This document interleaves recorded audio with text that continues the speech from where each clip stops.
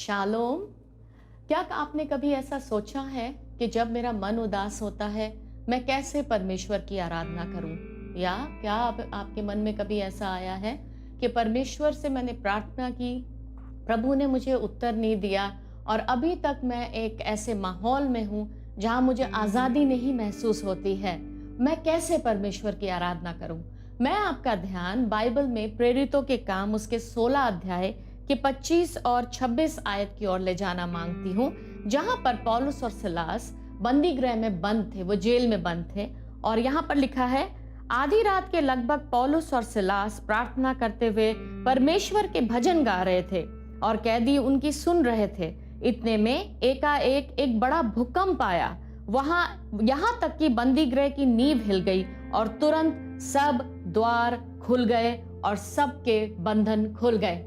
मेरे प्रियो, बहुत जरूरी है कि हम अगर परमेश्वर की आराधना करना चाहते हैं और अगर इस फीलिंग को मन में रखते हैं कि प्रभु मेरे सारे बंधन खोल दे और ना केवल मेरे परंतु मेरे संपर्क में आने वाले हर एक व्यक्ति के बंधन तोड़े जाए, बहुत जरूरी है कि हम उसकी आराधना करें। आज की सुबह मैं आपको प्रोत्साहित करना चाहूंगी कि जब आप आराधना में शामिल होने जा रहे हैं तो आप इस भावना से शामिल मत होइए कि मुझे आराधना करनी है, या इस भावना से शामिल मत होइए मेरे आराधना करने से क्या फायदा, परंतु इस भावना के साथ शामिल होइए, परमेश्वर यदि मैं चाहती हूँ या मैं चाहता हूँ मेरे बंधन छूट जाएं, टूट जाएं, और यदि मैं चाहता हूँ या चाहती हूँ कि मेरे संपर्क में आने वाले सभी लोग आशीष पाएं, तो मैं आराधना करूंगी और तेरी दिल से आराधना करूंगी।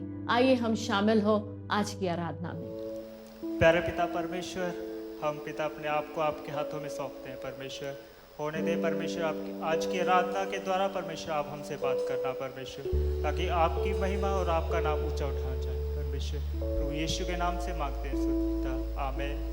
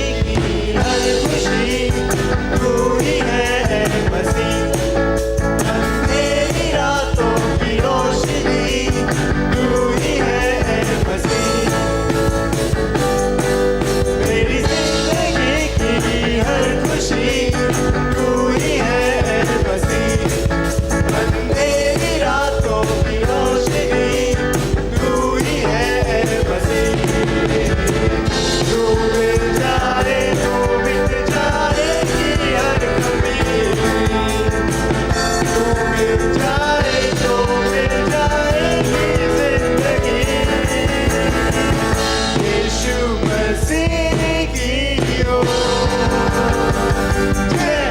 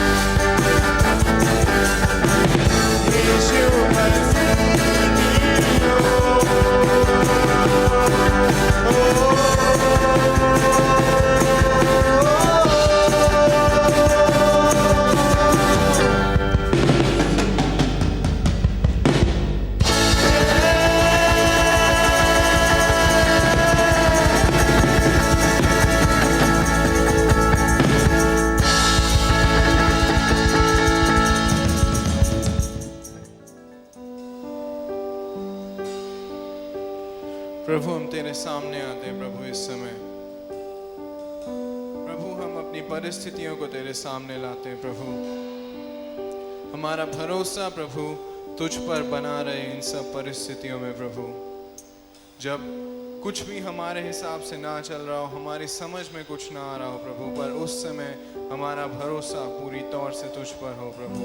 क्योंकि मुश्किलों में मेरी सोच से परे प्रभु तू जवाब लेकर आता है प्रभु।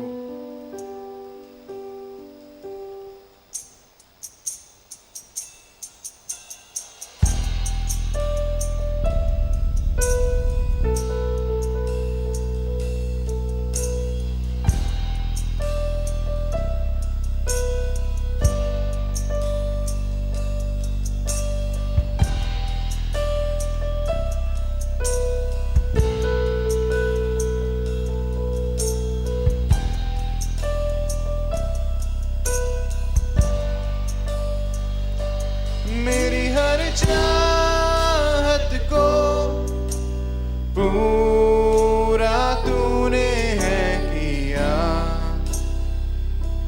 यीशुआ। आशाएं मेरी संपूर्ण हो गई तुझ में यीशुआ।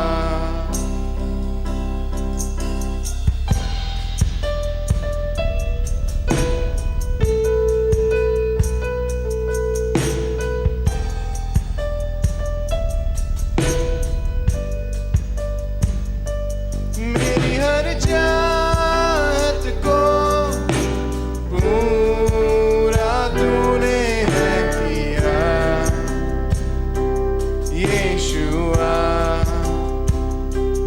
आशाएं मेरी संपूर्ण हो गई तुझ में यीशुआ।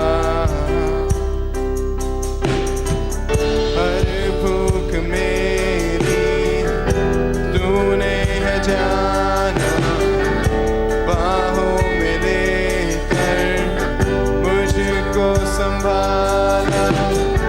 हर भूख मेरी तूने है जाना, बाहों में लेकर मुझको संभाला। धन्यवाद यीशुआ तेरा, धन्यवाद यीशुआ। मेरी हर चाहत को पूरा तूने है किया यीशुआ। आशाएं मेरी संपूर्ण हो गई तुझ में यीशुआ। मेरी सोच से परे आश्चर्य कामों से तूने पनाह दी। हर कमी में मेरी सोच से परे आश्चर्य कामों से तूने पनाह दी। हर कमी में कठिनाइयों में सब उजड़ा लगे, पर तेरे हाथ की परछाई कभी ना हटेगी। कठिनाइयों में सब उजड़ा लगे, पर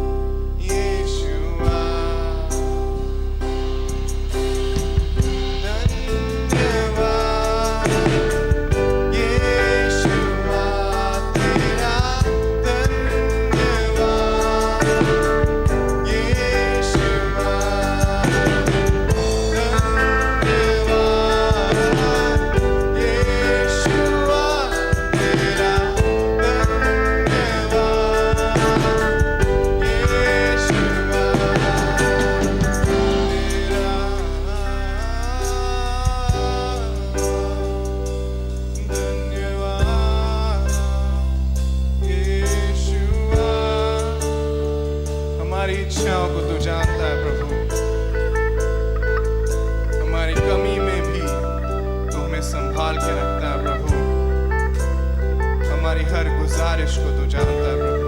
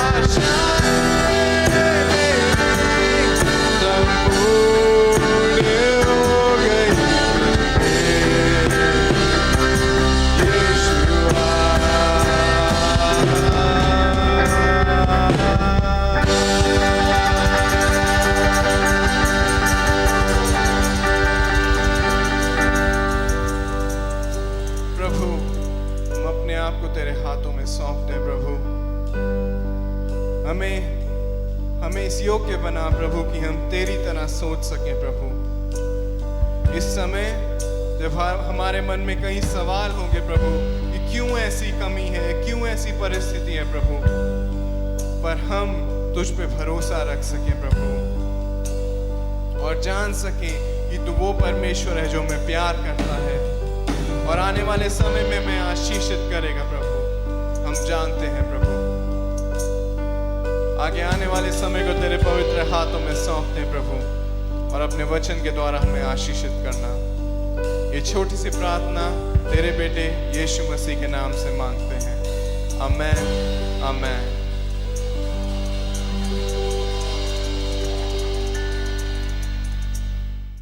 सभी को जय मसीह की। ये समय है जब हम अपने भेंटों दशवांशों को परमेश्वर के सामने लेकर आते हैं। आज मैं आपके सामने एक बात रखना चाहती हूँ। क्या कभी आपने ऐसा सोचा है कि आप यदि अपने देने में वफादार हैं, फिर भी आपके जीवन में आर्थिक तंगी क्यों आती है? मेरे जीवन में ऐसा हुआ है और कई बार हुआ है, और तब मैंने परमेश्वर से पूछा, प्रभु मेरे जीवन में आर्थिक तंगी क्यों आई? परमेश्वर ने मेरे जीवन की 2 ऐसी बातों के ऊपर रोशनी डाली जहां पर मुझे संभल कर खर्च करने की ज़रूरत थी, और कुछ और ऐसी बातें बताई जहां पर मुझे बढ़ने की ज़रूरत थी। परमेश्वर ने ज़रूरी नहीं है कि गलतियों को ही बताए, परंतु जब तंगी आती है तो आप सोचने लगते हैं और कौन सा ज़रिया है जिससे मैं और भी अधिक पैसों को कमा सकूं ताकि मैं अपने परिवार के ज़रूरतों को पूरा कर सकूं। तो परमेश्वर ने मेरी नज़र डाली मेरे हाथों के ऊपर। परमेश्वर ने कहा, तुम्हारे पास गुण है, तुम्हारे पास टैलेंट है, क्यों ना तुम इसको इस्तेमाल करते हुए आगे बढ़ो। और वाकई में मैंने ये जाना और मुझे बहुत अच्छा लगा जब मैंने अपने हाथ के टैलेंट को इस्तेमाल किया और दिमाग के टैलेंट को इस्तेमाल किया और परमेश्वर ने मुझे आशीष दिया है। अब हमारी ये बात आती है कि अगर हम परमेश्वर से कहें कि प्रभु जी जब आर्थिक तंगी होती है, बड़ा मुश्किल हो जाता है आपके ऊपर विश्वास रखना, तब हमें क्या करना चाहिए? मेरे प्रियो, वो समय है जब हम परमेश्वर के वायदों को हमेशा याद रखें। उसके वायदे कहते ज़मीन आसमान टल जाएगा, परंतु परमेश्वर अपने वायदे से कभी भी नहीं मुकरेगा। मैं पढ़ना चाहती हूँ और याद दिलाना चाहती हूँ मलाकी की पुस्तक, उसका 3 अध्याय और उसके 10वें आयत से, सारे दशवांश भंडार में ले आओ कि मेरे भवन में भोजन वस्तु रहे। और सेनाओं का यहोवा ये कहता है कि ऐसा करके मुझे परखो कि मैं आकाश के झरोखे तुम्हारे लिए खोल कर तुम्हारे ऊपर अपरंपार आशीष की वर्षा करता हूँ या नहीं। ये परमेश्वर का वायदा है। मैं तुम्हारे लिए नाश करने वाले को ऐसा धुड़कूंगा कि तुम्हारी भूमि की उपज नष्ट ना करेगा और तुम्हारी दाखलताओं के फल कच्चे ना गिरेंगे। सेनाओं के यहोवा का यही वचन है। मेरे प्रियो, जब भी हम परमेश्वर के प्रति, अपने वायदे के प्रति वफादार रहते हैं, और यदि हम आर्थिक तंगी से फिर भी गुजर रहे हैं, वो समय है कि हम परमेश्वर के वायदे को हमेशा याद रखें और परमेश्वर से पूछे, प्रभु जी, यदि हम आर्थिक तंगी से गुजर रहे हैं, आप हमें क्या सिखाना चाहते हैं। इसी वचन के द्वारा मैं आपको प्रोत्साहित करूंगी कि आप परमेश्वर के भवन में दें, और इस बात से निश्चिंत रहें कि यदि आपने अपना वायदा पूरा किया है, परमेश्वर आपके जीवन में अपना वायदा पूरा करेगा। आइए हम अपने भेंटों दशवांशों को हाथ में लेकर सरों को झुकाए प्रार्थना में। हमारे प्यारे परमेश्वर, हम धन्यवाद देते हैं कि आप वायदे को करने वाले और वायदे को पूरा करने वाले परमेश्वर हैं। प्रभु, इस समय हम प्रार्थना करते हैं कि दिल से हम जो भी कुछ भेंट और दशवांश, मिशन, विजन में जो हमने वायदा किया है उसको देते हैं, उसके ऊपर आप अपनी आशीष रखें। यदि हम फिर भी आर्थिक तंगी से गुजर रहे हैं, आप हमें बताएं कि आप क्या चाहते हैं कि हम अपने जीवन में सीखें, और इसी के द्वारा हम आपके नाम को आशीष देने पाएं। ये छोटी सी प्रार्थना हम अपने उद्धारकर्ता प्रभु यीशु मसीह के नाम से मांगते हैं। सुने और ग्रहण करें। आमीन। ਸਾਰੇ ਵਿਸ਼ਵਾਸੀਆਂ ਨੂੰ ਜੈ ਮਸੀਹ ਦੀ। ਇਹ ਸੂਚਨਾ ਦਾ ਸਮਾਂ ਹੈ। ਕ੍ਰਿਸਮਸ ਦਾ ਇਹ ਇੱਕ ਮੌਸਮ ਹੈ ਜਿੱਥੇ ਅਸੀਂ ਕ੍ਰਿਸਮਸ ਦੀ ਸਾਰੀ ਤਿਆਰੀਆਂ ਕਰ ਰਹੇ ਹਾਂ। ਤੋ ਕਲੀਸਿਆ ਦੇ ਵਿੱਚ ਵੀ ਇਸੀ ਵਿਸ਼ੇ ਦੇ ਨਾਲ ਅਸੀਂ ਕਈ ਤਿਆਰੀਆਂ ਕਰ ਰਹੇ ਹਾਂ। ਤੋ ਕੁਝ ਗੱਲਾਂ ਹੈ ਜੋ ਅਸੀਂ ਤੁਹਾਡੇ ਤੱਕ ਪਹੁੰਚਾਉਣਾ ਚਾਹਾਂਗੇ, ਤੇ ਉਸੇ ਤਰੀਕੇ ਦੇ ਨਾਲ ਤੁਸੀਂ ਸ਼ਾਮਿਲ ਹੋਣਾ, ਪ੍ਰਾਰਥਨਾ ਵੀ ਕਰਨਾ, ਤਾਂ ਕਿ ये जो क्रिसमस का समा, इस कोरोना के समा भी काफ़ी उत्साह का कारण होवे ते तुहाडे सारियां दे लई एक आशीष का कारण होवे। तो ध्यान नाल सुने। पहली गल तो ये है कि प्रार्थना दे विच असी जोर देंदे हुए सारे जो कैरसल दे अगुवे हैं वो तुहानू इसी प्रार्थना दे विषय दे बारे सूचना देंगे, तुहानू संपर्क भी करनगे। तो तुसी ध्यान देकर उस तरह ही प्रार्थना दे विच किरपा करके शामिल होना, क्योंकि प्रार्थना दे द्वारा असी परमेश्वर दे अद्भुत काम नू वेखांगे। दूजी गल है, असी गेट टूगेदर रख रहे हाँ जो 4 इलाकियां दे विच रखा जाएगा। तो ध्यान नाल सुने। 13 तारीख नू हसनपुर दे विच रखा जा रहा है। 15 तारीख नू अमन विहार ਕਲੋਨੀ ਦੇ ਵਿੱਚ ਰੱਖਿਆ ਜਾਵੇਗਾ, ਤੇ 16 ਤਾਰੀਖ ਨੂੰ ਇੱਥੇ ਕਲੀਸਿਆ ਦੇ ਵਿੱਚ ਰੱਖਿਆ ਜਾ ਰਿਹਾ ਹੈ, ਤੇ 19 ਤਾਰੀਖ ਨੂੰ ਲਾਹੌਰੀ ਗੇਟ ਦੇ ਵਿੱਚ ਰੱਖਿਆ ਜਾ ਰਿਹਾ ਹੈ। ਹੁਣ ਧਿਆਨ ਨਾਲ ਸੁਣੇ। ਤੁਸੀਂ ਸਾਰੇ ਜੋ ਇਨ 4 ਇਲਾਕਿਆਂ ਦੇ ਨੇੜੇ ਤੇੜੇ ਰਹਿੰਦੇ ਹੋ, ਤੁਸੀਂ ਉਸ ਤਰ੍ਹਾਂ ਇਨ ਸਾਰੇ ਤਾਰੀਖ ਦੇ ਵਿੱਚ ਸ਼ਾਮਿਲ ਜ਼ਰੂਰ ਹੋਣਾ, ਤੇ ਤਕਰੀਬਨ ਸਾਰੇ ਹੀ ਥਾਵਾਂ ਤੇ ਇਹਦਾ ਸਮਾਂ 4 बजे तो लेकर 6 बजे तक है। तो अगुए भी तुहानू संपर्क करनगे। बाई चांस उन्हां दे कोल तुहाडा नंबर ना भी होवे, तुसी ये सूचना सुन रहे हो, मैं ये विनती करांगा, किरपा करके इन दिनां दे विच जे ये इलाका तुहाडे नेड़े तेरे पैंदा है तो तुसी ज़रूर शामिल होना। ठीक है। प्रभु इस इकट्ठ, ये जो गेट टूगेदर दे विच आशीष देगा। उदाहरण के तौर पर अमन विहार कलोनी है, तो बाबू सिंह कलोनी दे विच जो रहंदे हैं, मॉडल टाउन दे विच जो रहंदे हैं, बाकी नेड़े तेड़े जो हैं वो सब उत्थे शामिल हो सकते हैं। तो 16 तारीख नूं जो इत्थे चर्च दे विच ही है, गुरु नानक नगर हो गया, गुरबख्श कलोनी, तफजलपुरे, बाजवा कॉलोनी है, विरख कलोनी है, शांति नगर है, DCW है, बहादुरगढ़ है, अर्बन एस्टेट है, ते और बाकी जो बने दे दूजे पासे हीरा बाग है। सभी तुसी जो नेड़े तेड़े रहंदे हो इत्थे शामिल हो सकते हो। उसी तरीके दे नाल जो लाहौरी गेट दे विच भी हो रहा है, उत्थे दे आले दुआले जो हैं, तो थोड़ा दूर भी जे पैंदा है तुसी उत्थे शामिल होना, क्योंकि ये एक समा है जिथे तुसी कई जो तुहाडे जान पहचान है उन्हां नूं भी तुसी ज़रूर लेकर आना। एक बहुत ही वधिया समा होवेगा, ते इस वड्डे दिन दे इस मौके ते असी इसी तरीके दे नाल खुशी मना सकते हाँ। हुण इत्थे ये ध्यान रखो कि जब तुसी इस गेट टूगेदर दे विच शामिल होवोगे, अपने नाल मास्क ज़रूर लेकर आना, ਕੁਝ ਲੋਕੀ ਕਹਿੰਦੇ ਹੈ ਕਿ ਸਾਨੂੰ ਆਦਤ ਨਹੀਂ ਹੈ, ਪਰ ਮੈਂ ਤੁਹਾਨੂੰ ਦੱਸਣਾ ਚਾਹੁੰਦਾ ਕਿਸੇ ਨੂੰ ਵੀ ਉਹ ਆਦਤ ਨਹੀਂ ਹੈ, ਪਰ ਇਸ ਨੂੰ ਆਦਤ ਬਣਾਇਆ ਹੈ ਉਹ ਆਪਣੇ ਸੁਰੱਖਿਆ ਦੇ ਲਈ ਤੇ ਬਾਕੀਆਂ ਦੇ ਸੁਰੱਖਿਆ ਦੇ ਲਈ ਹੈ। तो इस करके ये अनिवार्य है, ज़रूरी है कि तुसी मास्क ज़रूर पाके उस दे विच शामिल होना है। तो इन गल्लां नूं तुसी मन विच रखो। आखिरी सूचना ये है 25 तारीख ਨੂੰ आराधना ਇੱਥੇ ਰੱਖਿਆ ਜਾ ਰਿਹਾ ਹੈ। ਤਕਰੀਬਨ ਹਰ ਸਾਲ ਅਸੀਂ ਕਈਆਂ ਨੂੰ ਨਿਮੰਤਰਣ ਦਿੰਦੇ ਸੀ, ਸਾਡੇ ਰਿਸ਼ਤੇਦਾਰ, ਸਾਡੇ ਜਾਣ ਪਹਿਚਾਣ, ਸਾਡੇ ਆਂਢ ਗੁਆਂਢ ਨੂੰ ਕਹਿੰਦੇ ਸੀ ਕਿ ਇਸ ਵੱਡੇ ਦਿਨ ਦੇ ਮੌਕੇ ਤੇ ਉਹ ਜ਼ਰੂਰ ਸ਼ਾਮਿਲ ਹੋਵੇ। ਪਰ ਇਸ ਕੋਵਿਡ ਦੇ ਇਸ परिस्थिति ਦੇ ਵਿੱਚ ਇਕੱਠ ਦੀ ਗਿਣਤੀ ਕਾਫੀ ਘਟਾਈ ਗਈ ਹੈ, ਜਿਸ ਕਾਰਨ ਅਸੀਂ ਇਸ ਸਾਲ ਜਿਵੇਂ ਅਸੀਂ ਵੱਡਾ ਦਿਨ ਮਨਾਇਆ ਕਰਦੇ ਸੀ, ਕਈਆਂ ਨੂੰ ਨਿਮੰਤਰਣ ਦਿੰਦੇ ਸੀ, ਇਸ ਵਾਰ ਅਸੀਂ ਉਹ ਦੇ ਨਹੀਂ ਪਾ ਰਹੇ ਹਨ। ਇਸ ਕਰਕੇ ਧਿਆਨ ਰੱਖੋ 25 ਤਾਰੀਖ ਨੂੰ 2 ਆਰਾਧਨਾਵਾਂ ਰੱਖੀ ਜਾਏਗੀ। ਉਸ ਦਾ ਸਮਾਂ ਤੁਹਾਨੂੰ ਸਭ ਕੁਝ ਦੱਸਿਆ ਜਾਏਗਾ। ਹਰ ਇੱਕ ਆਰਾਧਨਾ 1 ਘੰਟੇ ਦਾ ਹੋਵੇਗਾ ਤੇ ਇਸ ਦੇ ਵਿੱਚ ਤੁਸੀਂ ਜੋ ਇਸ ਕਲੀਸਿਆ ਦੇ ਸਦस्य ਹੋ ਤੁਸੀਂ ਸ਼ਾਮਿਲ ਹੋਣਾ।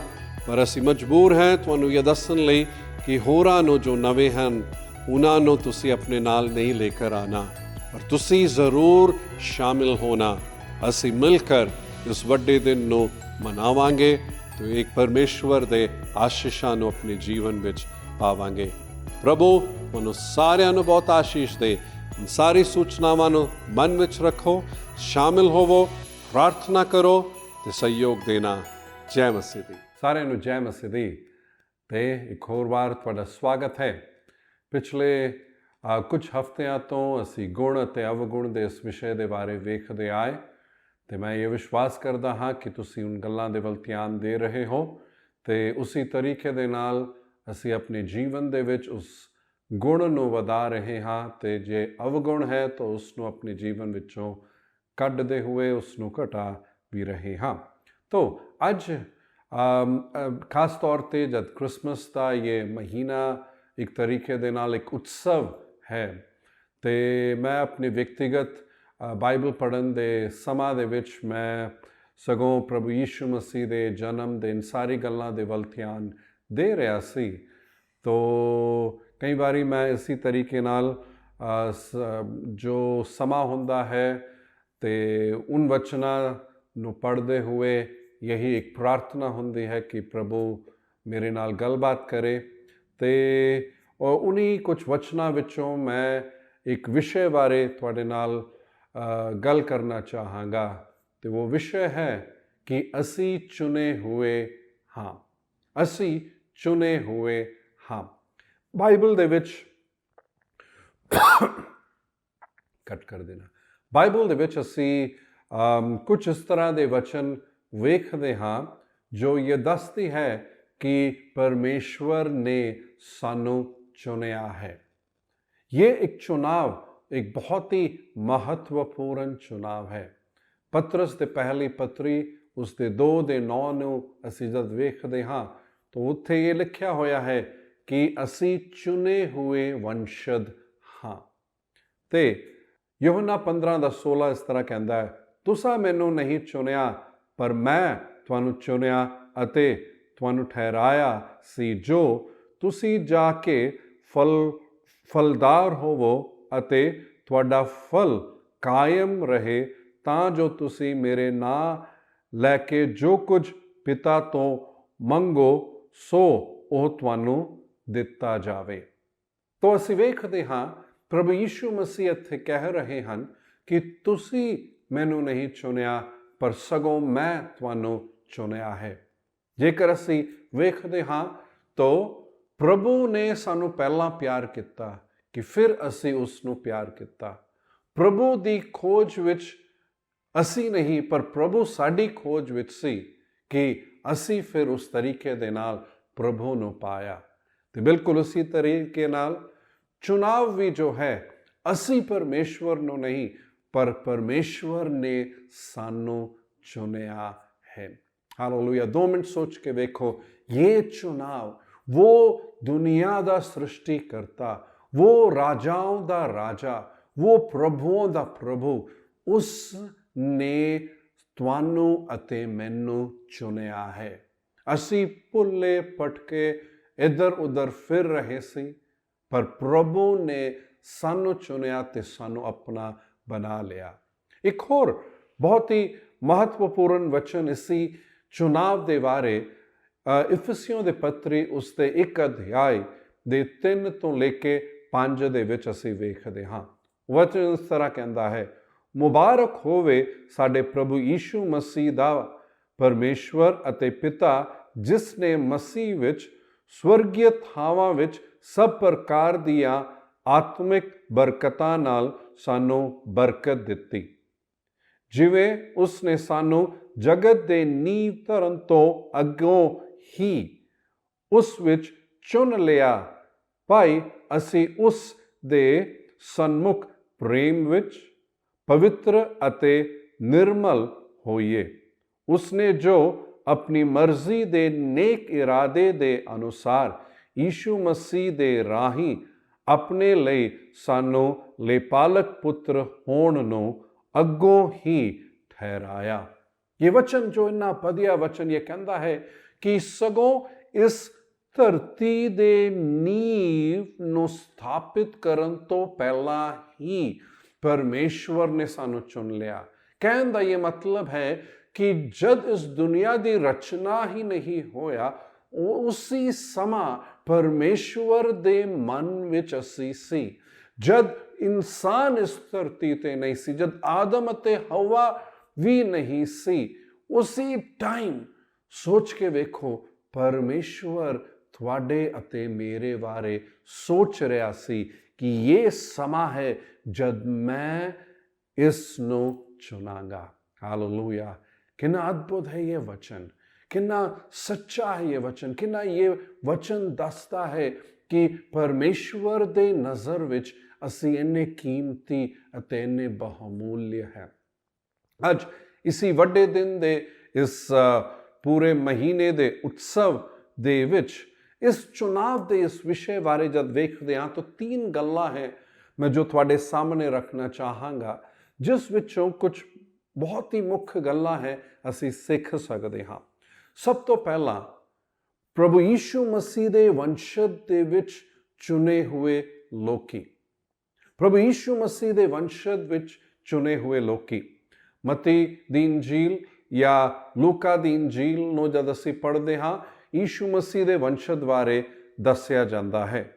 ਤੇ ਸ਼ਾਇਦ ਤੁਸੀਂ ਵੀ ਸੋਚਿਆ ਹੋਏਗਾ, ਅਰੇ ये फलाना, इसका पिता ये है, इसका पुत्र ये है, फिर उसका पुत्र ये है, फिर उसका पुत्र ये है। लंबा जो है मत्ती दी इंजील ਦੇ ਪਹਿਲੇ ਅਧਿਆਇ ਦੇ ਵਿੱਚ ਹੀ ਸਗੋਂ ਇਸ ਨੂੰ ਵੇਖਦੇ ਹਾਂ। ਤੇ ਮੈਂ ਵੀ ਇਸ ਨੂੰ ਸਗੋਂ ਪੜ੍ਹ ਹੀ ਰਿਹਾ ਸੀ। ਕੁਝ ਇੱਦਾਂ ਦਾ ਸਮਾਂ ਵੀ ਰਿਹਾ ਹੈ ਜਿੱਥੇ ਮੈਂ ਇਸ ਨੂੰ ਪਹਿਲੇ 18 ਆਇਤਾਂ ਨੂੰ ਲੰਘ ਕੇ ਅੱਗੇ ਹੀ ਮੈਂ ਪੜ੍ਹਾ ਕਰਦਾ ਸੀ। ਤੇ ਪਰ ਇਸ ਵਾਰ ਜਦ ਮੈਂ ਥੋੜਾ ਜਿਹਾ ਸਮਾਂ ਬਿਤਾਇਆ ਤੇ ਮੇਰਾ ਧਿਆਨ ਉਸ ਵੱਲ ਆਕਰਸ਼ਿਤ ਹੋਇਆ ਜੋ ਮੈਨੂੰ ਪਹਿਲਾਂ ਹੀ ਪਤਾ ਸੀ, ਪਰ ਜਦ ਇਸ ਵਾਰ ਮੈਂ ਪੜ੍ਹ ਰਿਹਾ ਸੀ ਤਾਂ ਮੈਨੂੰ ਕੁਝ ਲੱਗੇ ਕੁਝ ਖਾਸ ਹੈ ਇਸ ਦੇ ਵਿੱਚ। ਤੇ ਉਹ ਮਤੀ ਦੀ ਇੰਜੀਲ 1 ਅਧਿਆਇ ਦੇ 5 ਦੇ ਵਿੱਚ ਅਸੀਂ ਵੇਖਦੇ ਹਾਂ, ਜਿੱਥੇ ਉੱਥੇ ਸਲਮੋਨ ਦਾ ਪੁੱਤਰ ਬੋਆਜ਼ ਤੇ ਬੋਆਜ਼ ਦੇ ਪੁੱਤਰ ਓਬੇਦ ਦੇ ਬਾਰੇ ਦੱਸਿਆ ਗਿਆ ਹੈ। ਇਨ ਦੋਨੋਂ ਦੇ ਮਾਂ ਬੋਆਜ਼ ਅਤੇ ਬੋਆਜ਼ ਦੇ ਮਾਂ ਅਤੇ ਬੋਆਜ਼ ਦੇ ਪਤਨੀ ਦੇ ਵੱਲ ਤੁਹਾਡਾ ਧਿਆਨ ਥੋੜਾ ਜਿਹਾ ਮੈਂ ਲੈ ਕੇ ਜਾਣਾ ਚਾਹਾਂਗਾ। ਬੋਆਜ਼ ਦੀ ਮਾਂ ਜੋ ਰਾਹਾਬ ਸੀ, ਇਹ ਔਰਤ ਕੌਣ ਸੀ? ਇਹ ਉਹ ਔਰਤ ਸੀ ਜੋ ਵੈਸ਼ਿਆਵ੍ਰਿੱਤੀ ਦੇ ਵਿੱਚ ਸੀ। ਇਹ ਉਹ ਸਮਾਂ ਸੀ ਜਦ ਉਹ ਯਹੋਵਾ ਪਰਮੇਸ਼ਵਰ ਨੂੰ ਜਾਣਦੇ ਨਹੀਂ ਸੀ। ਜਾਣਨ ਤੋਂ ਪਹਿਲਾਂ ਵੈਸ਼ਿਆਵ੍ਰਿੱਤੀ ਸੀ। ਉਹ ਔਰਤ ਹੈ ਜਦ ਯਹੋਸ਼ੂ ਨੇ ਜਾਸੂਸ ਨੂੰ ਭੇਜਿਆ ਯਰੀਹੋ ਸ਼ਹਿਰ ਦੇ ਵਿੱਚ ਕਿ ਉੱਥੇ ਜਾ ਕੇ ਜਾਸੂਸੀ ਕਰੋ, ਇਸ ਤੋਂ ਪਹਿਲਾਂ ਕਿ ਅਸੀਂ ਯਰੀਹੋ ਸ਼ਹਿਰ ਨੂੰ ਕਬਜ਼ਾ ਕਰ ਲੇ। ਤੇ ਉਹ ਜਿਹੜੇ 2 ਜਾਸੂਸ ਇਹ ਰਾਹਾਬ ਦੇ ਘਰ ਉੱਥੇ ਛਿਪੇ ਹੋਏ ਸੀ। ਇਹ ਰਾਹਾਬ ਨੇ ਆਪਣੇ ਹੀ ਜੀਵਨ ਨੂੰ ਖਤਰੇ ਦੇ ਵਿੱਚ ਮੋਲ ਕੇ ਇਹਨਾਂ ਨੂੰ ਛਿਪਾ ਕੇ ਰੱਖਿਆ ਅਤੇ ਪਰਮੇਸ਼ਵਰ ਨੇ ਉਸ ਨੂੰ ਇਸਤੇਮਾਲ ਕੀਤਾ ਕਿ ਉਸ ਦੇ ਦੁਆਰਾ वो एक बहुत ही मुख्य कड़ी सी, बहुत ही मुख्य व्यक्ति सी, यरीहो शहर ते जित प्राप्त करन लई। 2 मिनट क्यों मेरा ध्यान इस ते वल गया? क्योंकि एक राहब वैश्यावृत्ति दे विच सी, एक बहुत ही मतलब घिनौना घटिया पाप भरिया होया जीवन उसदा सी। व्यक्तिगत रूप ਵਿੱਚ ਮੈਂ ਸੋਚਦਾ ਹਾਂ ਕਿ ਉਹ ਖੁਸ਼ੀ ਦੇ ਨਾਲ ਉਸ ਦੇ ਵਿੱਚ ਨਹੀਂ ਗਈ ਜੋ ਵੈਸ਼ਿਆਵ੍ਰਿੱਤੀ ਦੇ ਵਿੱਚ ਹੁੰਦੇ ਹਨ। ਮੈਨੂੰ ਪਤਾ ਹੈ ਇੱਕ ਪ੍ਰਭੂ ਦੇ ਦਾਸ ਜੋ ਮੁੰਬਈ ਦੇ ਰੈੱਡ ਲਾਈਟ ਏਰੀਆ ਦੇ ਵਿੱਚ ਕੰਮ ਕਰਦੇ ਹਨ, ਉਹ ਇਹ ਕਹਿੰਦੇ ਕਿ ਉਹ ਜਿਹੜੇ ਵੀ ਉੱਥੇ ਉਹ ਆਪਣੀ ਖੁਸ਼ੀ ਦੇ ਨਾਲ ਉੱਥੇ ਨਹੀਂ ਗਏ, ਉਹ ਜਾਂ ਤਾਂ ਮਜਬੂਰੀ ਵਿੱਚ ਗਏ ਜਾਂ ਕਿਸੇ ਨੇ ਉਹਨਾਂ ਨੂੰ ਫਸਾ ਦਿੱਤਾ ਜਾਂ ਕਿਸੇ ਨੇ ਉਹਨਾਂ ਨੂੰ ਧੋਖਾ ਦਿੱਤਾ ਤੇ ਉਹ ਉੱਥੇ ਉਸ ਜਾਲ ਦੇ ਵਿੱਚ ਫਸੇ ਹੋਏ ਹਨ। ਤੇ ਰਾਹਬ ਦਾ ਵੀ ਜੀਵਨ ਇਸ ਤਰ੍ਹਾਂ ਦਾ ਕੁਝ ਸੀ। ਤੇ ਜਦ ਉਸਨੇ ਪਰਮੇਸ਼ਵਰ ਨੂੰ ਜਾਣਿਆ ਉਸਦਾ ਜੀਵਨ ਬਦਲ ਗਿਆ। ਪਰ ਕਿਉਂ ਮੇਰਾ ਧਿਆਨ ਇੱਥੇ ਗਿਆ? ਪਹਿਲੀ ਗੱਲ ਤਾਂ ਇੱਕ ਤਾਂ ਉਸਦਾ ਜੀਵਨ ਉਸ ਤਰ੍ਹਾਂ, ਦੂਜਾ ਇਹ ਸੀ ਉਹ ਇੱਕ ਔਰਤ ਸੀ। ਕਿਉਂ ਔਰਤ ਤੇ ਉਸ ਵਿਸ਼ੇ ਦੇ ਵੱਲ ਗਿਆ? ਕਿਉਂਕਿ ਯਹੂਦੀ ਜਿਹੜੇ ਸੀ ਔਰਤਾਂ ਨੂੰ ਇੱਕ ਨੀਚ ਨਜ਼ਰ ਦੇ ਨਾਲ, ਮਤਲਬ ਉਸ ਨੂੰ ਆਪਣੇ ਸਾਮਾन्य ਨਹੀਂ ਸਮਝਾ ਕਰਦੇ ਸੀ। ਤੀਜੀ ਗੱਲ ਇਹ ਸੀ ਕਿ ਇਹ ਦੋਨੋਂ ਰਾਹਾਬ ਅਤੇ ਰੂਤ ਗੈਰ ਯਹੂਦੀ ਸੀ ਤੇ ਉਸੀ ਵੰਸ਼ਜ ਦੇ ਵਿੱਚ, ਯੀਸ਼ੂ ਦੇ ਵੰਸ਼ਜ ਵਿੱਚ ਇਹਨਾਂ ਨੂੰ ਕੀ ਹੈ ਪਰਮੇਸ਼ਵਰ ਨੇ ਚੁਣਿਆ ਕਿ ਇਹ ਉਸ ਵੰਸ਼ਜ ਦੇ ਵਿੱਚ रहणगे।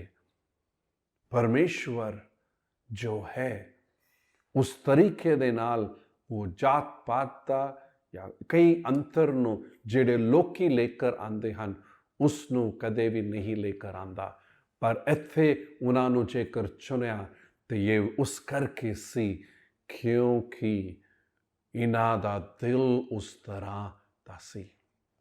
राहब दा जीवन बदल गया।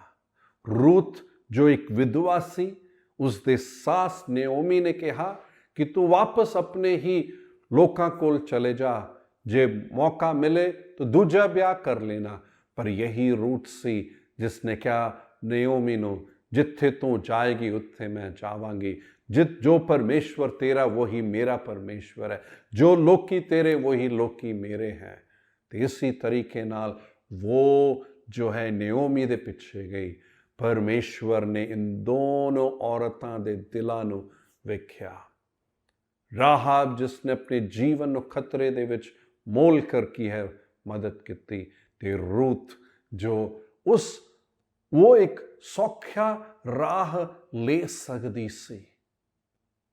जो राह उसने चुनिया इंसानी दिमाग के मुताबिक कोई उम्मीद नहीं सी, पर उसने वो परवाह नहीं की। पर वो यहोवा जो नेओमी दा है वही यहोवा मेरा भी है। हालेलुया। प्रिय भाई ते भैन, इस करके परमेश्वर ने इन्हां नूं अपने वंशज विच रहन लई चुनिया सी। हालेलुया। प्रभु ने तुहानूं चुनिया है ते वो इस करके चुनिया है कि साडा दिल उस दे लई बन जाए, साडा दिल उस दे विच बनिया रहे, साडा दिल उस दे नाल भरिया रहे, साडा दिल उस दे जुनून नाल भरिया रहे। साडा दिल यही चाहे कि मेरा परमेश्वर वो मेरा सब कुछ है। यही प्रार्थना है कि परमेश्वर साडे दिलां दे विच इसी तरीके दा एक लगन साडे अंदर लेकर आए, जिथे जे उसके लिए खतरा भी मोल लेना है तो असी मोल लेंगे, जे उसके लिए जान भी देना है तो दे देंगे, उसके लिए जेकर मैनू जीना है तो अगे कुछ उम्मीद लगता भी नहीं है तो मैनू पता है कि वो दे लिए मैं जियांगा तो मैं उस ਚੁਣਾਵ ਦੇ ਵਿੱਚ ਰਹਾਂਗਾ ਤਾਂ ਮੇਰਾ ਭਵਿੱਖ ਇੱਕ ਬਹੁਤ ਹੀ ਵਧੀਆ ਭਵਿੱਖ ਰਹੇਗਾ। ਦੂਜੀ ਗੱਲ ਜਿਸ ਦੇ ਵੱਲ ਧਿਆਨ ਲੈ ਕੇ ਮੈਂ ਜਾਣਾ ਚਾਹੁੰਦਾ ਹਾਂ, ਯੀਸ਼ੂ ਮਸੀਹ ਦੇ ਜਨਮ ਦੇ ਲਈ ਜੋ ਚੁਣਿਆ ਸੀ, ਯੀਸ਼ੂ ਮਸੀਹ ਦੇ ਜਨਮ ਦੇ ਲਈ ਜਿਸ ਨੂੰ ਚੁਣਿਆ ਸੀ, ਮਰੀਅਮ ਅਤੇ ਯੂਸਫ। ਹੁਣ ਯੀਸ਼ੂ ਮਸੀਹ ਦੇ ਇਸ ਜਨਮ ਦੇ ਵਿੱਚ ਇਹ ਮਰੀਅਮ ਇੱਕ ਕੁਆਰੀ ਸੀ ਤੇ ਉਹ ਪਵਿੱਤਰ ਆਤਮਾ ਦੇ ਉਸ ਸਾਮਰਥ ਦੇ ਰਾਹੀਂ ਗਰਭਵਤੀ ਹੋਈ ਤੇ ਉਸ ਦੇ ਗਰਭ ਦੇ ਵਿੱਚ ਯੀਸ਼ੂ ਮਸੀਹ ਸੀ। ਪੁਰਾਣੇ ਨਿਯਮ ਦੇ ਉਸ ਭਵਿੱਖਬਾਣੀ ਦੇ ਦੁਆਰਾ ਉੱਥੇ ਇਜ਼ਰਾਈਲੀਆਂ ਨੂੰ ਇਹ ਪਤਾ ਸੀ ਕਿ ਯੀਸ਼ੂ ਮਸੀਹ ਦਾ ਜਨਮ ਜਿਹੜਾ ਹੈ ਇੱਕ ਕੁਆਰੀ ਦੇ ਦੁਆਰਾ ਹੋਵੇਗਾ ਤੇ ਇਹ ਇੱਕ ਉਮੀਦ ਉਨ ਸਾਰਿਆਂ ਦੇ ਕਈਆਂ ਦੇ ਦਿਲਾਂ ਦੇ ਵਿੱਚ ਸੀ ਕਿ ਮਸੀਹ ਦਾ ਜਨਮ ਸਾਡੇ ਦੁਆਰਾ ਹੋਵੇ। ਪਰ ਪਰਮੇਸ਼ਵਰ ਨੇ ਮਰੀਅਮ ਨੂੰ ਚੁਣਿਆ। ਕਿਉਂ ਮਰੀਅਮ ਨੂੰ ਚੁਣਿਆ?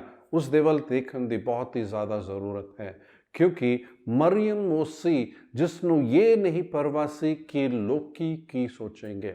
2 ਮਿੰਟ ਸੋਚ ਕੇ ਵੇਖੋ, ਸਾਡੇ ਆਪਣੇ ਹੀ ਸਮਾਜ ਦੇ ਵਿੱਚ ਜੇਕਰ ਕਿਸੇ ਦਾ ਜਨਮ ਇਸ ਤਰ੍ਹਾਂ ਹੋਵੇ, ਕਿਸੇ ਕੋਈ ਇੱਕ ਕੁੜੀ ਗਰਭਵਤੀ ਹੋ ਜਾਏ ਵਿਆਹ ਤੋਂ ਪਹਿਲਾਂ, ਸਾਰੇ ਕਹੇ ਹਈ ਪਤਾ ਨਹੀਂ ਕੀ ਹੋ ਗਿਆ, ਕਿਸ ਆਦਮੀ ਦੇ ਨਾਲ ਚੱਕਰ ਚਲਾਏ, ਕਿੱਥੇ ਭੱਜ ਕੇ ਇਸਨੇ ਇਹ ਸਭ ਕੀਤਾ ਕਰਕੇ ਸਮਾਜ ਸਵੀਕਾਰ ਨਹੀਂ ਕਰੇਗੀ ਤੇ ਉਹ ਇੱਕ ਬਹੁਤ ਹੀ ਬੜੀ ਬਦਨਾਮੀ ਦੀ ਗੱਲ ਉਸ ਕੁੜੀ ਦੇ ਬਾਰੇ ਵੀ, ਪਰਿਵਾਰ ਦੇ ਲੋਕਾਂ ਦੇ ਬਾਰੇ ਵੀ ਹੁੰਦਾ ਹੈ। ਪਰ ਅਸੀਂ ਵੇਖਦੇ ਹਾਂ ਕਿ ਇੱਥੇ ਮਰੀਅਮ ਇੱਕ ਇਸ ਤਰ੍ਹਾਂ ਦੀ ਇਸਤਰੀ ਸੀ ਜਿਸ ਨੇ ਥੋੜਾ ਜਿਹਾ ਸੋਚਿਆ ਹੋਵੇਗਾ ਇਸ ਤਰ੍ਹਾਂ ਜੇ ਮਸੀਹ ਦਾ ਜਨਮ ਹੋਵੇ ਤਾਂ ਪਤਾ ਨਹੀਂ ਕਿਸ ਤਰ੍ਹਾਂ ਬਦਨਾਮੀ ਹੋਵੇਗੀ, ਪਰ ਉਸਨੇ ਇਹ ਸੋਚਿਆ ਸ਼ਾਇਦ ਹੋਏਗਾ ਕਿ ਚਾਹੇ ਕੁਛ ਵੀ ਹੋ ਜਾਏ ਮੈਨੂੰ ਉਸ ਗੱਲ ਦੀ ਪਰਵਾਹ ਨਹੀਂ ਹੈ, ਪਰ ਉਹ ਮਸੀਹ ਦਾ ਜਨਮ ਹੋਵੇ। ਤੇ ਇੱਕ ਹੋਰ ਗੱਲ ਜੋ ਮਰੀਅਮ ਦੇ ਬਾਰੇ ਵੀ ਅਸੀਂ ਵੇਖਦੇ ਹਾਂ, ਉਸਨੇ ਕਈ ਗੱਲਾਂ ਜੋ ਹੈ ਆਪਣੇ ਤੱਕ ਹੀ ਰੱਖਿਆ ਸੀ।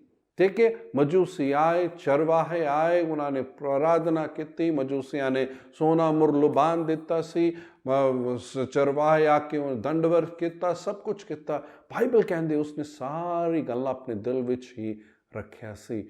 ਉਹ ਇੱਕ ਬਹੁਤ ਹੀ ਖਾਸ ਗੱਲ ਹੈ ਤੇ ਕਈ ਵਾਰੀ ਸ਼ਾਇਦ ਮੇਰਾ ਇਹ ਕਹਿਣਾ ਕਿ ਔਰਤਾਂ ਨੂੰ ਗੱਲ ਨੂੰ ਆਪਣੇ ਤੱਕ ਰੱਖਣਾ ਬਹੁਤ ਹੀ ਔਖਾ ਹੁੰਦਾ ਹੈ, ਕਿਉਂਕਿ ਇੱਕ ਗੱਲ ਪਤਾ ਲੱਗ ਜਾਏ ਤਾਂ ਇੱਧਰ ਵੀ ਉੱਧਰ ਵੀ ਇੱਧਰ ਵੀ ਉੱਧਰ ਵੀ ਕहीं ਕਹਿਣਾ। तो ਮਰੀਅਮ ਵੀ ਕਹਿ ਸਕਦੀ, ਪਤਾ ਹੈ ਤੁਹਾਨੂੰ, ਪਤਾ ਹੈ ਮਸੀਹ ਦਾ ਜਨਮ ਮੇਰੇ ਦੁਆਰਾ ਹੋਇਆ ਹੈ, ਤੁਹਾਨੂੰ ਪਤਾ ਹੈ ਉਹ ਸੋਨਾ ਮੁਰਲੁਬਾਨ ਇੰਨਾ ਕੁਛ ਆਇਆ ਹੈ, ਉਸ ਦੇ ਬਾਰੇ ਬਹੁਤ ਹੀ ਕਮੈਂਟ ਕਰ ਸਕਦੇ ਸੀ, ਬਹੁਤ ਹੀ, ਕਿਉਂਕਿ ਜੋ ਸੋਨਾ ਮੁਰਲੁਬਾਨ ਵੀ ਮਿਲਿਆ ਸੀ ਮਤਲਬ ਇੰਨੇ ਅਰਬਾਂ ਰੁਪਏ ਦਾ ਸੀ, ਪਰ ਉਸਨੇ ਸਾਰੇ ਗੱਲ ਆਪਣੇ ਅੰਦਰ ਹੀ ਰੱਖਿਆ। ਬਹੁਤ ਹੀ ਵੱਡੀ ਇੱਕ ਖੂਬੀ ਹੈ, ਬਹੁਤ ਹੀ ਬੁੱਧੀਮਾਨੀ ਦੀ ਗੱਲ ਵੀ ਹੈ। ਤੇ ਕਦੇ ਕਦੇ ਅਸੀਂ ਆਪਣੇ ਜੀਵਨ ਦੇ ਵਿੱਚ ਕੁਝ ਗੱਲਾਂ ਨੂੰ ਕਹਿ ਦਿੰਦੇ ਹਾਂ ਜੋ ਸਾਨੂੰ ਕਹਿਣਾ ਨਹੀਂ ਚਾਹੀਦਾ ਹੈ, ਜਿਸ ਦੇ ਬਾਅਦ ਦੇ ਵਿੱਚ ਅਸੀਂ ਕਹਿੰਦੇ ਕਿਉਂ ਹੀ ਇਸ ਗੱਲ ਨੂੰ ਕਿਹਾ। ਤੇ ਮਰੀਅਮ ਉਸ ਤਰ੍ਹਾਂ ਦੀ ਇੱਕ ਔਰਤ ਸੀ ਤੇ ਯੂਸਫ ਨੂੰ ਵੀ ਉੱਥੇ ਪ੍ਰਭੂ ਨੇ ਸਗੋਂ ਚੁਣਿਆ। ਬੇਸ਼ੱਕ ਯੂਸਫ शारीरिक ਤੌਰ ਤੇ ਯੀਸ਼ੂ ਮਸੀਹ ਦਾ ਪਿਤਾ ਨਹੀਂ ਸੀ, ਪਰ ਮਰੀਅਮ ਦੇ ਗਰਭਵਤੀ ਹੋਣ ਤੋਂ ਬਾਅਦ ਮੰਗਣੀ ਹੋ ਕੇ ਵਿਆਹ ਹੋਇਆ ਤੇ ਉਹ ਇੱਕ ਇਸ ਤਰ੍ਹਾਂ ਦਾ ਵਿਅਕਤੀ ਸੀ ਜੋ ਪ੍ਰਭੂ ਦਾ ਪੈ ਮੰਨਣ ਵਾਲਾ ਸੀ, ਇਨਸਾਨ ਦਾ ਪੈ ਮੰਨਣ ਵਾਲਾ ਨਹੀਂ ਸੀ, ਪ੍ਰਭੂ ਦਾ ਪੈ ਮੰਨਣ ਵਾਲਾ ਸੀ। ਤੇ ਉਸ ਦੇ ਅੰਦਰ ਯਹੀ ਕਿ ਪਵਿੱਤਰ ਆਤਮਾ ਦੇ ਪ੍ਰਤੀ ਸੰਵੇਦਨਸ਼ੀਲ ਰਹਿਣਾ। ਕਿਉਂਕਿ ਕੀ ਹੋਇਆ ਜਦ ਮਜੂਸੀ ਆਏ, ਹੈਰੋਦ ਰਾਜ ਮਹਿਲ ਗਏ, ਹੈਰੋਦਸ ਦੀ ਮੁਲਾਕਾਤ ਹੋਈ, ਉਹਨਾਂ ਨੇ ਪੁੱਛਿਆ ਯਹੂਦੀਆਂ ਦੇ ਰਾਜਾ ਦਾ ਜਨਮ ਹੋ ਰਿਹਾ ਹੈ, ਇੱਥੇ ਤਾਂ ਨਹੀਂ ਹੋਇਆ। ਤੇ ਹੈਰੋਦਸ ਨੂੰ ਸੁਣ ਕੇ ਬੜੀ ਹੈਰਾਨੀ ਹੋਈ ਤੇ ਕਹਿੰਦਾ ਕਿਹੜਾ ਹੈ ਇਹ ਰਾਜਾ ਜਦ ਮੈਂ ਇੱਥੇ ਹਾਂ। ਤੇ ਉਹਨਾਂ ਨੂੰ ਜਦ ਮਜੂਸੀ ਜਾ ਰਹੇ ਸੀ ਤੇ ਹੈਰੋਦਸ ਨੇ ਕਿਹਾ ਤੁਹਾਨੂੰ ਜਦ ਉਹ ਬਾਲਕ ਮਿਲੇਗਾ ਮੈਨੂੰ ਆ ਕੇ ਜ਼ਰੂਰ ਕਹਿਣਾ, ਕਿਉਂਕਿ ਮੈਂ ਵੀ ਉਸ ਦੀ ਆਰਾਧਨਾ ਕਰਨਾ ਚਾਹਾਂਗਾ। ਤੇ ਮਜੂਸੀਆਂ ਨੂੰ ਇਹ ਨਹੀਂ ਪਤਾ ਸੀ ਕਿ ਹੈਰੋਦਸ ਦੇ ਮਨ ਦੇ ਵਿੱਚ ਕੁਝ ਖੋਟ ਹੈ ਤੇ ਉਹ ਉਸ ਨੂੰ ਖਤਮ ਕਰਨਾ ਚਾਹੁੰਦਾ ਸੀ। ਤੇ ਜਦ ਉਹ ਬਾਲਕ ਨੂੰ ਮਿਲੇ, ਜਦ ਉਹ ਵਾਪਸ ਜਾਣ ਦਾ ਸਮਾਂ ਸੀ, ਤੇ ਬਾਈਬਲ ਕਹਿੰਦੀ ਹੈ ਕਿ ਪਰਮੇਸ਼ਵਰ ਨੇ ਕਿਹਾ ਕਿ ਉਸ ਹੈਰੋਦਸ ਦੇ ਕੋਲ ਨਹੀਂ ਜਾਣਾ, ਦੂਜੇ ਰਾਹ ਤੋਂ ਜਾਣਾ। ਪਰ ਜਦ ਹੈਰੋਦਸ ਨੂੰ ਪਤਾ ਲੱਗਿਆ ਕਿ ਮਜੂਸੀਆਂ ਨੇ ਉਸ ਦੇ ਕਹੇ ਦੇ ਮੁਤਾਬਿਕ ਨਹੀਂ ਕੀਤਾ, ਤੇ ਇਹ ਐਲਾਨ ਹੈਰੋਦਸ ਨੇ ਕੀਤਾ ਕਿ ਸਾਰੇ ਜਿਹੜੇ ਬੱਚੇ 2 ਸਾਲ ਤੋਂ ਘੱਟ ਉਮਰ ਦੇ ਉਹਨਾਂ ਨੂੰ ਖਤਮ ਕਰ ਦਿਓ। ਤੇ ਇਹ ਯੀਸ਼ੂ ਮਸੀਹ ਦੇ ਲਈ ਬਹੁਤ ਹੀ ਖਤਰੇ ਦੀ ਗੱਲ ਸੀ। ਤੇ ਯਹੀ ਯੂਸਫ ਸੀ ਜੋ ਪਵਿੱਤਰ ਆਤਮਾ ਦੇ ਪ੍ਰਤੀ ਸੰਵੇਦਨਸ਼ੀਲ ਸੀ। ਤੇ ਪਰਮੇਸ਼ਵਰ ਨੇ ਕਿਹਾ ਮਿਸਰ ਦੇਸ਼ ਦੇ ਵਿੱਚ ਚਲੇ ਜਾਓ, ਉੱਥੇ ਉਦੋਂ ਤੱਕ ਰਹੋ ਜਦ ਤੱਕ ਹੈਰੋਦੇਸ ਦੀ ਮੌਤ ਨਹੀਂ ਹੁੰਦੀ ਹੈ। ਤੇ ਉਸੇ ਤਰੀਕੇ ਦੇ ਨਾਲ ਇਹ ਕੀਤਾ ਸੀ ਤੇ ਪਰਮੇਸ਼ਵਰ ਨੇ ਉਹਨਾਂ ਨੂੰ ਚੁਣਿਆ। ਆਖਿਰ 'ਚ ਇੱਕ ਗੱਲ ਕਹਿ ਕੇ ਖਤਮ ਕਰਨਾ ਚਾਹਾਂਗਾ। ਜਿਨ ਲੋਕਾਂ ਨੂੰ ਪਰਮੇਸ਼ਵਰ ਨੇ ਚੁਣਿਆ ਕਿ ਆਪਣੇ ਪੁੱਤਰ ਦੇ ਜਨਮ ਦਾ ਐਲਾਨ ਕਰੇ, ਇੱਕ ਪਾਸੇ ਮਜੂਸੀਆਂ ਨੂੰ ਵੇਖਦੇ ਹਾਂ, ਦੂਜੇ ਪਾਸੇ ਚਰਵਾਹੇ ਉਹਨਾਂ ਨੂੰ ਵੇਖਦੇ ਹਾਂ। ਦੋਨੋਂ ਦੇ ਵਿੱਚ ਇੱਕ ਜ਼ਮੀਨ ਅਸਮਾਨ ਦਾ ਫਰਕ। ਉਹ ਮਜੂਸੀ ਜਿਹੜੇ ਗੈਰ ਯਹੂਦੀ, ਜਿਹੜੇ ਇੰਨੇ ਅਮੀਰ ਸੀ, ਦੂਜੇ ਪਾਸੇ ਉਹ ਚਰਵਾਹੇ ਜਿਨ੍ਹਾਂ ਨੂੰ ਲੋਕੀ ਇੰਨਾ ਵੱਡਾ ਕਰਕੇ ਵੇਖਦੇ ਨਹੀਂ ਸੀ, ਛੋਟੇ ਨਜ਼ਰ ਦੇ, ਮਤਲਬ ਇਹ ਚਰਵਾਹੇ ਹੈ ਨਾ, ਇਹ ਕੀਆ ਗਰੀਬ ਹੈ ਕਰਕੇ। ਤੇ ਦੋਨੋਂ ਹੀ ਲੋਕਾਂ ਨੇ ਜੀਵਨ ਦੇ ਵਿੱਚ ਪਰਮੇਸ਼ਵਰ ਨੇ ਪ੍ਰਗਟ ਕੀਤਾ ਸੀ। ਜਿੱਥੇ ਅਸੀਂ ਵੇਖਦੇ ਹਾਂ ਇਹ ਮਜੂਸੀ, ਜਦ ਉਹਨਾਂ ਨੂੰ ਪਤਾ ਲੱਗਿਆ ਉਹ ਉੱਥੇ ਜਾਣ ਲਈ ਤਿਆਰ ਸੀ। ਇੱਕ ਇਸ ਤਰ੍ਹਾਂ ਦਾ ਇੱਕ ਜੋ ਇਹ ਕਹਿੰਦੇ हैं ना कि जाना है, ਇੰਨੀ ਦੂਰ ਯਾਤਰਾ ਕਰਨੀ ਹੈ, ਉੱਥੇ ਜਾ ਕਰ ਉਸ ਨੂੰ ਮਿਲਣਾ ਹੈ, ਉੱਥੇ ਜਾ ਕੇ ਉਸ ਦੀ ਆਰਾਧਨਾ ਕਰਨੀ ਹੈ। ਇਹ ਇੱਕ ਵਿਚਾਰ ਉਹਨਾਂ ਦੇ ਅੰਦਰ ਪਰਮੇਸ਼ਵਰ ਨੇ ਉਸ ਨੂੰ ਵੇਖਿਆ। ਇਹਨਾਂ ਨੂੰ ਮੈਂ ਪ੍ਰਗਟ ਕਰਾਂਗਾ ਮੇਰੇ ਪੁੱਤਰ ਦੇ ਜਨਮ ਦੇ ਬਾਰੇ। ਇਹ ਇੰਨੇ ਉਦਾਰਤਾ ਦੇ ਨਾਲ ਵੀ ਭਰੇ ਹੋਏ ਸੀ। ਸੋਨਾ, ਮੁਰ, ਲੁਬਾਨ, ਅਫਰਾਤ, ਕਈ ਅਰਬਾਂ ਰੁਪਏ ਦੀ ਕੀਮਤ ਦਾ ਜੋ ਹੈ ਉਸ ਬਾਲਕ ਦੇ ਸਾਹਮਣੇ ਉਹਨਾਂ ਨੇ ਰੱਖਿਆ ਸੀ। ਆਪਣੇ ਆਦਰ ਅਤੇ ਸਨਮਾਨ ਪੂਰਬ ਦੇਸ਼ ਦੇ ਰਾਜਾਵਾਂ ਦੇ ਨੂੰ ਜਦ ਮਿਲਣ ਦਾ ਸਮਾਂ ਹੁੰਦਾ ਸੀ, ਉਹ ਕਈ ਮਹਿੰਗੇ ਜੋ ਹੈ ਤੋਹਫੇ ਲੈ ਕਰ ਪੇਸ਼ ਕਰਦੇ ਸੀ। ਉਹ ਤੋਹਫੇ ਨੂੰ ਪੇਸ਼ ਕਰਨਾ ਇੱਕ ਤਰੀਕੇ ਦੇ ਨਾਲ ਉਹ ਵਿਚਾਰ ਸੀ, ਜੋ ਸਭ ਤੋਂ ਜ਼ਿਆਦਾ ਤੋਹਫਾ ਦੇਗਾ ਵਹੀ ਬਹੁਤ ਵੱਡਾ ਤੇ ਮਹਾਨ ਹੁੰਦਾ ਹੈ ਕਰਕੇ। ਤੇ ਇੱਧਰ ਉਹਨਾਂ ਨੇ ਉਹ ਇੰਨਾ ਜ਼ਿਆਦਾ ਊਠ ਦੇ ਵਿੱਚ ਲਾਦ ਕਰ ਉਹ ਲੈ ਕਰ ਆਏ। ਪਰਮੇਸ਼ਵਰ ਨੂੰ ਇਨ ਸਾਰੀ ਗੱਲਾਂ ਦੀ ਲੋੜ ਤਾਂ ਬਿਲਕੁਲ ਵੀ ਨਹੀਂ ਸੀ, ਈਸ਼ਵਰ ਨੂੰ ਲੋੜ ਬਿਲਕੁਲ ਨਹੀਂ ਸੀ, ਪਰ ਇੱਕ ਚੀਜ਼ ਜੋ ਉਹ ਦਿਲ ਦੇ ਉਸ ਹਾਲਤ ਨੂੰ ਦਿਖਾਉਂਦਾ ਹੈ, ਜਿਨ੍ਹਾਂ ਉਹਨਾਂ ਦਾ ਲਗਨ ਉਨ ਚੀਜ਼ਾਂ ਦੇ ਉੱਤੇ ਨਹੀਂ ਸੀ ਪਰ ਪਰਮੇਸ਼ਵਰ ਦੇ ਉੱਤੇ ਸੀ। ਦੂਜੇ ਪਾਸੇ ਯਹੀ ਚਰਵਾਹੇ ਜਿੱਥੇ ਆਰਾਮ ਰੋਜ਼ ਰਾਤ ਦੇ ਵੇਲੇ ਬੈਠੇ ਚਰਵਾਹ ਭੇਡ ਬੱਕਰੀਆਂ ਚਰਾ ਰਹੇ, ਉੱਥੇ ਆਰਾਮ ਕਰ ਰਹੇ ਸੀ, ਲੇਟੇ हुए होंगे। अचानक उस स्वर्गदूत ने आके देखा अपने आप ਨੂੰ ਕੀ ਹੈ ਉੱਥੇ ਪ੍ਰਗਟ ਕੀਤਾ। ਤੇ ਉਹ ਕਿਉਂ ਉੱਥੇ ਇੱਕ ਮੈਂ ਵਿਸ਼ਵਾਸ ਕਰਦਾ ਕਿਉਂਕਿ ਬਾਈਬਲ ਦੱਸਦੀ ਹੈ ਕਿ ਜਦ ਇਹਨਾਂ ਨੂੰ ਪਤਾ ਲੱਗਿਆ, ਇਹਨਾਂ ਨੇ ਜਾ ਕਰ ਬਾਕੀਆਂ ਨੂੰ ਦੱਸਿਆ। ਇੱਕ ਚੀਜ਼ ਜੋ ਇਸ ਮੌਕੇ ਤੇ ਜੋ ਸਾਨੂੰ ਵੀ ਕਰਨ ਦੀ ਲੋੜ ਹੈ, ਜੋ ਪ੍ਰਭੂ ਨੇ ਸਾਨੂੰ ਚੁਣਿਆ ਹੈ, ਅਸੀਂ ਵੀ ਬਾਕੀਆਂ ਨੂੰ ਜਾ ਕੇ ਦੱਸੀਏ। ਬਹੁਤ ਹੀ ਜ਼ਿਆਦਾ ਜ਼ਰੂਰੀ ਹੈ। ਇਸ ਪੈਂਡੇਮਿਕ ਕਰੋਨਾ ਵਾਇਰਸ ਦੇ ਇਸ ਪਰਿਸਥਿਤੀ ਦੇ ਵਿੱਚ ਬੇਸ਼ੱਕ ਅਸੀਂ ਕਈ ਲੋਕੀ ਇਕੱਠੇ ਨਹੀਂ ਵੀ ਹੋ ਸਕਦੇ, ਇੱਕ ਵੱਡੀ ਭੀੜ ਦੇ ਵਿੱਚ ਇਕੱਠੇ ਨਹੀਂ ਵੀ ਹੋ ਸਕਦੇ। ਇੱਕ ਚੀਜ਼ ਜੋ ਮੈਂ ਜ਼ਰੂਰ ਪ੍ਰੋਤਸਾਹਿਤ ਕਰਨਾ ਚਾਹਾਂਗਾ, ਵਿਅਕਤੀਗਤ ਰੂਪ ਵਿੱਚ ਜਾ ਕੇ ਦੱਸੀਏ। ਅਸੀਂ ਛੋਟਾ ਜਿਹਾ ਇੱਕ ਵੀਡੀਓ ਜਿਹਾ ਵੀ ਬਣਾਇਆ ਹੈ, ਜੋ ਅਸੀਂ यही कहांगे अपने दोस्त, अपने गुआंढ, अपने लोगों ਨੂੰ ਕੀ ਹੈ WhatsApp ਕਰ ਦਿਓ, ਉਹਨਾਂ ਨੂੰ ਇਹ ਦਿਓ ਇੱਕ ਜ਼ਰੀਆ ਜਿਸ ਦੇ ਦੁਆਰਾ ਅਸੀਂ ਪ੍ਰਭੂ ਦੇ ਸ਼ੁਭ ਸੰਦੇਸ਼ ਨੂੰ ਬਾਕੀਆਂ ਤੱਕ ਪਹੁੰਚਾ ਸਕਦੇ ਹਾਂ। ਮੈਂ ਅੱਜ ਤੁਹਾਨੂੰ ਇਹ ਪ੍ਰੋਤਸਾਹਿਤ ਕਰਨਾ ਚਾਹਾਂਗਾ, ਜਿਸ ਤਰ੍ਹਾਂ ਚਰਵਾਹੇ ਗਏ, ਉਹਨਾਂ ਨੇ ਜਾ ਕੇ ਦੱਸਿਆ, ਅਸੀਂ ਵੀ ਜਾ ਕਰ ਦੱਸੀਏ। ਜਿਸ ਤਰ੍ਹਾਂ ਉਨ ਜੋ ਮਜੂਸੀਆਂ ਨੇ ਜੋ ਹੈ ਆਪਣੇ ਆਪ ਨੂੰ ਸਮਰਪਣ ਕੀਤਾ, ਉਹਨਾਂ ਦਾ ਲਗਨ ਉਨ ਚੀਜ਼ਾਂ ਦੇ ਉੱਤੇ ਨਹੀਂ ਸੀ ਪਰ ਪਰਮੇਸ਼ਵਰ ਦੇ ਉੱਤੇ ਸੀ, ਤੇ ਜੋ ਸੀ ਉਸ ਨੂੰ ਪ੍ਰਭੂ ਦੇ ਸਾਹਮਣੇ ਰੱਖ ਦਿੱਤਾ ਸੀ। ਉਸੀ ਤਰੀਕੇ ਦੇ ਨਾਲ ਸਾਡਾ ਜੀਵਨ ਵੀ ਪ੍ਰਭੂ ਦੇ ਸਾਹਮਣੇ ਰਹੇ। ਉਸੀ ਤਰੀਕੇ ਦੇ ਨਾਲ ਸਾਡੇ ਜੀਵਨ ਦੇ ਗੁਣ, ਖੂਬੀਆਂ, ਖਾਸੀਅਤ, ਸ਼ਮਤਾ ਵੀ ਪ੍ਰਭੂ ਦੇ ਸਾਹਮਣੇ ਰੱਖਦੇ ਹੋਏ ਕਹੀਏ, ਪ੍ਰਭੂ ਇਹ ਤੁਹਾਡੇ ਲਈ ਹੈ। ਜੇ ਸਾਡੇ ਕੋਲ ਉਹ ਪਦਾਰਥ ਜੋ ਹੈ ਅਸੀਂ ਜੋ ਦੇ ਸਕਦੇ, ਉਸ ਨੂੰ ਵੀ ਦੇਖ ਕਰ ਸਹੀ ਕਹਿ ਸਕੀਏ ਸਾਡਾ ਲਗਨ ਉਨ ਚੀਜ਼ਾਂ ਦੇ ਉੱਤੇ ਨਹੀਂ ਪਰ ਤੁਹਾਡੇ ਉੱਤੇ ਹੈ। ਹਾਲੇਲੂਇਆ। ਪਰਮੇਸ਼ਵਰ ਨੇ ਇਹਨਾਂ ਨੂੰ ਚੁਣਿਆ। 2 ਮਿੰਟ ਸੋਚ ਕੇ ਵੇਖੋ, ਉਹ ਚੁਣਾਵ ਜੋ ਇਸ ਧਰਤੀ ਦੇ ਨੀਂਹ ਦੇ ਰਚਨ ਕੇ ਸਥਾਪਿਤ ਕਰਨ ਤੋਂ ਪਹਿਲਾਂ ਹੀ ਪ੍ਰਭੂ ਨੇ ਸਾਨੂੰ ਚੁਣ ਲਿਆ। ਸਾਨੂੰ ਅਸੀਂ ਕੀ ਉਸ ਦੇ ਲਈ ਕਰਨ ਨੂੰ, ਇਹ ਸਭ ਗੱਲਾਂ ਨੂੰ ਕਰਨ ਨੂੰ ਤਿਆਰ ਹੈ। ਉਸ ਵੰਸ਼ਜ ਵਿੱਚ ਉਹਨਾਂ ਔਰਤਾਂ ਨੂੰ ਪ੍ਰਭੂ ਨੇ ਚੁਣਿਆ ਜਿਨ੍ਹਾਂ ਨੂੰ ਲੋਕੀ ਨੀਚ ਨਜ਼ਰ ਦੇ ਨਾਲ ਸ਼ਾਇਦ ਵੇਖਦੇ, ਜਿਨ੍ਹਾਂ ਦੇ ਜੀਵਨ ਦੇ ਵਿੱਚ ਕੋਈ ਉਮੀਦ ਨਹੀਂ ਸੀ, ਪਰ ਉਹਨਾਂ ਦੇ ਦਿਲਾਂ ਦੇ ਵਿੱਚ ਪ੍ਰਭੂ ਹੀ ਇੱਕ ਉਮੀਦ ਸੀ। ਉਸ ਨੂੰ ਚੁਣਿਆ ਜਿਸ ਦੇ ਦੁਆਰਾ ਜਨਮ ਹੋਵੇਗਾ, ਜੋ ਪ੍ਰਭੂ ਦਾ ਭੈ ਮੰਨਣ ਵਾਲੇ, ਜੋ ਪ੍ਰਭੂ ਦੇ ਆਪਣੀ ਗੱਲਾਂ ਨੂੰ ਰੱਖਣ ਵਾਲੇ, ਆਪਣੇ ਤੱਕ ਰੱਖਣ ਵਾਲੇ ਲੋਕੀ ਸੀ, ਜੋ ਪ੍ਰਭੂ ਦੇ ਪ੍ਰਤੀ ਸੰਵੇਦਨਸ਼ੀਲ ਸੀ। ਉਨ ਲੋਕਾਂ ਨੂੰ ਚੁਣਿਆ ਜਿਨ੍ਹਾਂ ਨੂੰ ਆਪਣੇ ਪੁੱਤਰ ਦੇ ਜਨਮ ਦੇ ਬਾਰੇ ਪ੍ਰਗਟ ਕਰੇਗਾ, ਜਿਨ੍ਹਾਂ ਦਾ ਦਿਲ ਇਹ ਸੀ ਪ੍ਰਭੂ ਦੇ ਉੱਤੇ ਸੀ, ਨਾ ਕਿ ਉਨ ਚੀਜ਼ਾਂ ਦੇ ਉੱਤੇ। ਉਨ ਲੋਕਾਂ ਨੂੰ ਜਦ ਪਤਾ ਲੱਗਿਆ, ਖੁੱਲ੍ਹ ਕਰ ਜਾ ਕੇ ਦੱਸਿਆ, ਸ਼ਰਮ ਬਿਲਕੁਲ ਨਹੀਂ ਕੀਤਾ। ਮੈਂ ਯਹੀ ਤੁਹਾਨੂੰ ਪ੍ਰੋਤਸਾਹਿਤ ਕਰਨਾ ਚਾਹਾਂਗਾ, ਤੁਸੀਂ ਚੁਣੇ ਹੋਏ ਹੋ। ਹਾਲੇਲੂਇਆ। ਪ੍ਰਭੂ ਨੇ ਤੁਹਾਨੂੰ ਚੁਣਿਆ ਹੈ। ਅਸੀਂ ਵਹੀ ਲੋਕੀ ਬਣੇ। ਪਰਮੇਸ਼ਵਰ ਆਸ਼ੀਸ਼ ਦੇ। ਆਪਣੇ ਅੱਖਾਂ ਨੂੰ ਬੰਦ ਕਰਦੇ ਹੋਏ ਪ੍ਰਾਰਥਨਾ ਕਰਾਂਗੇ। ਪਿਆਰੇ ਸਵਰਗੀ ਪਿਤਾ, ਧੰਨਵਾਦ ਪ੍ਰਭੂ ਕਿ ਤੁਸੀਂ ਸਾਨੂੰ ਚੁਣਿਆ ਹੈ। ਇਸ ਸਮਾਂ ਵੀ ਪ੍ਰਭੂ ਮੈਂ ਹਰ ਇੱਕ ਦੇ ਲਈ ਪ੍ਰਾਰਥਨਾ ਕਰਦਾ ਹਾਂ ਜੋ ਇਸ ਪ੍ਰਚਾਰ ਨੂੰ ਸੁਣ ਰਿਹਾ ਹੈ। ਤੁਸੀਂ ਇਹਨਾਂ ਨੂੰ ਚੁਣਿਆ ਹੈ ਪ੍ਰਭੂ। ਪਰਮੇਸ਼ਵਰ, ਜਿਸ ਮਕਸਦ ਦੇ ਲਈ ਚੁਣਿਆ ਹੈ, ਉਹ ਮਕਸਦ ਇਹਨਾਂ ਦੇ ਜੀਵਨ ਦੇ ਵਿੱਚ ਪੂਰਾ ਹੋਵੇ।